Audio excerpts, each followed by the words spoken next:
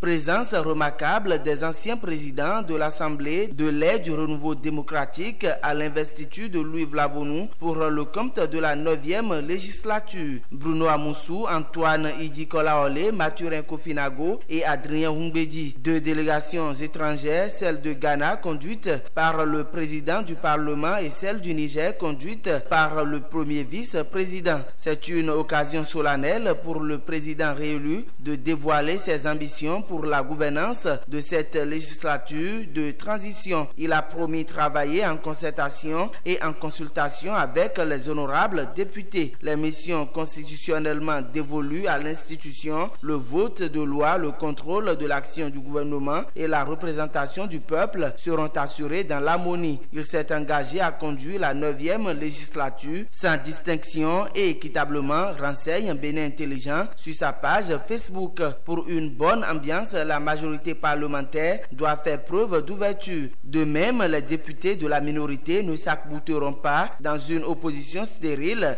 espère Louis Vlavonou. Comme chantier, le président annonce de porter une touche à la Constitution, mais rassure de garder bien sûr les fondamentaux républicains, dont la limitation à 2 du mandat du président de la République. Pour rationaliser les coûts et les contraintes, la première session ordinaire 2023 s'est en même temps tenue à la suite de l'investiture. Cette séance marque le démarrage effectif de la 9e législature dans ses missions constitutionnelles. Cette rentrée est sous le signe d'une aube nouvelle, une aube de pluralité et d'espérance, dira Louis Vlavonou, content de la présence de l'opposition à l'Assemblée nationale. La 8e législature a traîné un handicap pendant ces 4 années, l'absence de l'opposition au Parlement. Cette première session a été consacrée à l'examen de plusieurs projets de loi.